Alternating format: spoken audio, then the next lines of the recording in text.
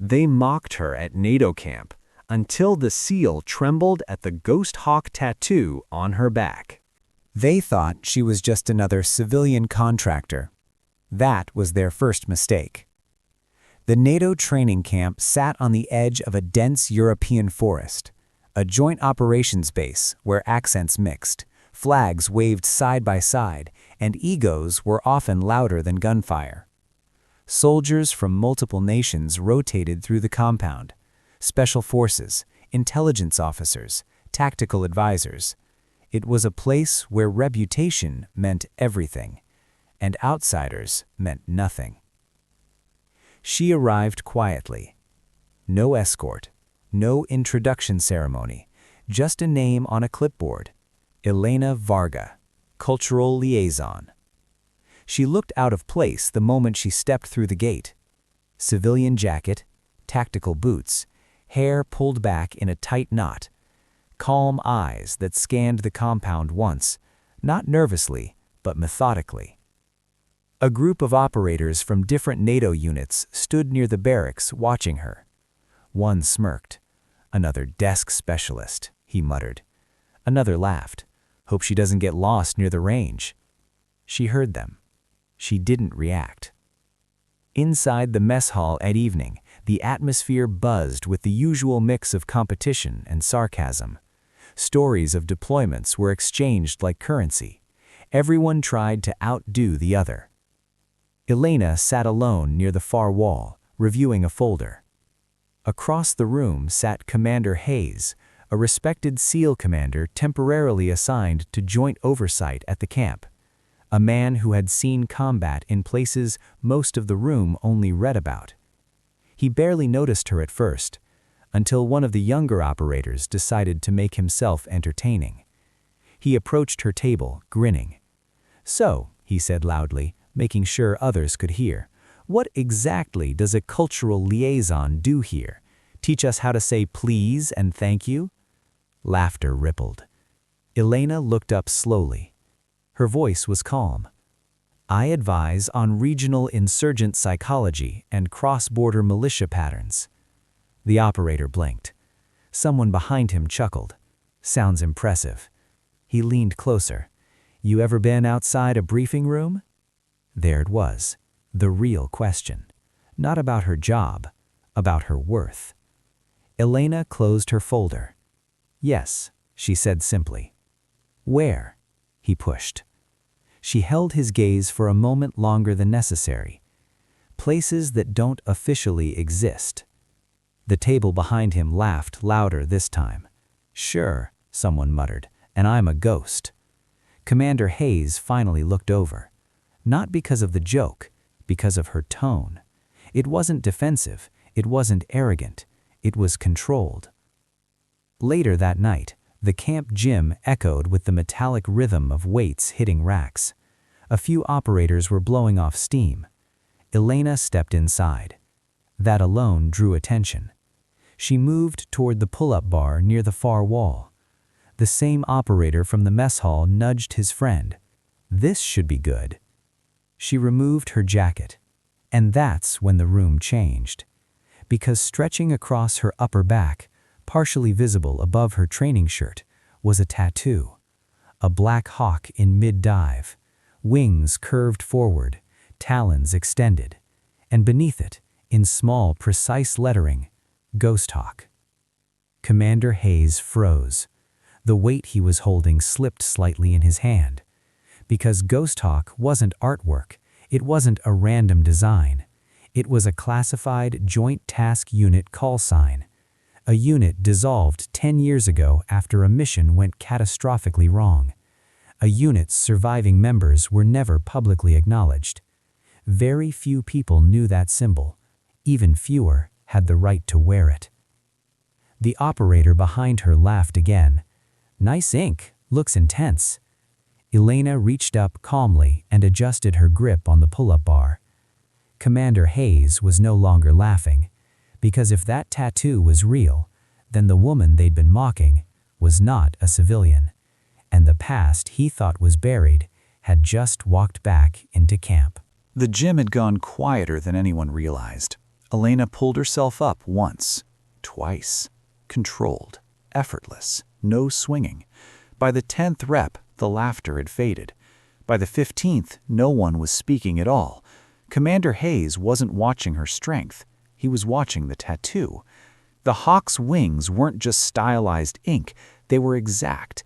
Every line, every angle matched the classified unit insignia he had once seen stitched inside a black deployment patch.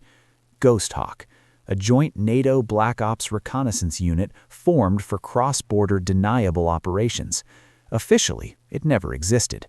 Unofficially, it had been elite even among elite forces, and it had ended in fire. Hayes set his weight down slowly and walked toward her. The room parted slightly. Elena dropped from the bar and turned, as if she'd expected him. "Where did you get that?" Hayes asked, voice low. A few operators exchanged glances. The teasing energy had shifted into curiosity. She picked up a towel, wiping her hands calmly. "Get what, Commander?" He didn't blink. "The Ghost Hawk." The air tightened. One of the younger operators laughed nervously. "What's Ghost Hawk?" Hayes didn't answer him. His eyes never left Elena's. "That insignia was decommissioned," he continued, 10 years ago. "Yes," she replied. The simplicity of her answer made his pulse spike. "Most of the unit was declared KIA." "Yes." Her tone wasn't emotional. It wasn't dramatic. It was factual. Hayes stepped closer. "And the rest?" She folded the towel carefully before answering. "Scattered." The word hung heavy. The operators were silent now. They didn't understand the full weight of the exchange, but they could feel it. Hayes remembered the night the mission collapsed, a cross-border surveillance operation targeting a militia commander. Intelligence had been flawed, extraction compromised, air support delayed. Radio chatter had turned to chaos, and one voice, calm, precise, had coordinated fallback routes while under fire. Call sign, Ghost Hawk Actual, the unit's field leader. Official reports said she never made it out. Hayes swallowed. "Ghost Hawk Actual was killed during exfil," he said carefully. Elena finally met his eyes fully. "No," she said. The gym felt smaller. Hayes's voice dropped almost to a whisper. "You were there." It wasn't a question. She didn't confirm it. She didn't deny it. Instead, she asked softly, "Do you remember who approved the alternate route?" The question hit him harder than any accusation, because he remembered. He had been part of the command oversight that night. He had approved a route change based on satellite intel that later proved delayed. That delay cost them extraction timing, cost them visibility, cost them lives. Or so he thought. "You shouldn't be here," he said quietly. A few operators looked confused. Elena tilted her head slightly. "I'm exactly where I need to be." One of the younger soldiers, still trying to regain confidence, muttered, "This is insane. She's just messing with you."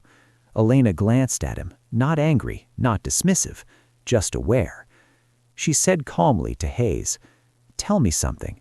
What was the fallback phrase when comms went dark?" Hayes's jaw tightened.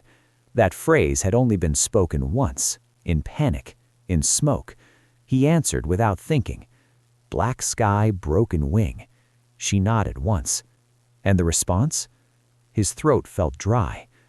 "Ghost Hawk flies blind." The room fell into stunned silence, because she had already whispered it under her breath, a fraction of a second before him, perfectly in sync. Hayes felt something cold settle in his chest. The past wasn't buried. It was standing 5 feet away, alive, watching him.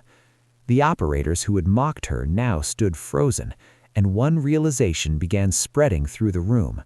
If Elena Varga truly was Ghost Hawk Actual, then the story they had been told about that mission was incomplete, and whatever really happened that night had never been spoken out loud. Hayes straightened slowly. "We need to talk," he said. Elena picked up her jacket. "Yes," she replied. "We do." The commander's office overlooked the far edge of the NATO compound. Tall windows, dim lights, maps pinned across one wall. When the door shut behind them, the air felt heavier. For a moment, neither spoke. Hayes removed his cover slowly and placed it on the desk. "You were confirmed KIA," he said finally. Elena stood near the window, hands loosely behind her back, not defensive, not relaxed, balanced. "Confirmed," she repeated quietly, "or convenient." The word cut deeper than she raised her voice. Hayes stiffened. "That mission fell apart," he said. "We lost contact. Satellite support dropped. We had bodies." "You had 2 bodies," she corrected calmly. "Not mine." He turned toward her sharply. "We searched." "No," she said. "You scanned." Silence. The memory flooded back to him. The explosion near the ravine. Radio silence. A final transmission from Ghost Hawk Actual rerouting her team while staying behind to draw fire. Then static. Then nothing. "We were told you didn't survive the blast radius," Hayes said. Elena's eyes hardened slightly. "I survived." A long pause. "How?" he asked. She hesitated, not because she didn't know, but because some details weren't meant for reports. "I moved before the second strike." That answer alone told him enough. She had predicted a follow-up hit. She had read the battlefield better than command intelligence. "You were extracted?" he asked. "No." The single word echoed. "I crossed the border on foot. 3 days. Minimal water. Avoided militia patrols." Hayes felt his stomach tighten. "That's impossible." "It was necessary." Her tone wasn't boastful. It was matter-of-fact. "You never contacted command," he said. "I tried. The response I received was clear." His expression darkened. "Clarify." Elena turned fully toward him now. "When I reached a safe channel, I was told the operation had been politically buried. A survivor complicated things." The words hit like artillery. "That's not possible," Hayes said. "Isn't it?" she asked softly. He stared at her, because he remembered the fallout. International pressure, diplomatic threats, the need to deny cross-border activity. Unofficial KIA reports simplified everything. A survivor reopened everything. "You think we chose that?" he asked quietly. "I think someone did." The tension between them wasn't personal anger, it was institutional weight. "You disappeared," he said. "I was encouraged to." "And now?" "Now I advise operations, so the next Ghost Hawk team doesn't rely on delayed intel." That landed hard. The Jim mockery felt microscopic now. "You could have exposed this years ago," Hayes said. "Yes." "Why didn't you?" For the first time her expression shifted, just slightly. "Because my team made it home." That answer silenced him. Not glory, not revenge, just outcome. She stepped closer to the desk. "You weren't in the field that night, but you approved the alternate route." His jaw tightened. "Yes." "You trusted the intel." "Yes." "It was flawed." "Yes." The admission lingered in the room. She studied him for a moment longer. "You froze when you saw the tattoo," she said calmly. "I did," he admitted. "Why?" He hesitated. "Because I thought I'd sent you to your death." The honesty surprised him even. Elena nodded once. "You didn't." Another silence, but this one felt different, less hostile, more unresolved. Hayes walked toward the window, staring out at the training yard below. "You understand what this means if word spreads." "Yes." "It questions reports, oversight, political decisions." "Yes." "And you're still here." She folded her arms lightly. "I didn't come here for recognition." "Then why come at all?" Her gaze didn't waver. "Because the new rotation deploys next month." That detail made his head snap back toward her. "You're reviewing their cross-border protocols, and the intel pipeline hasn't improved as much as you think."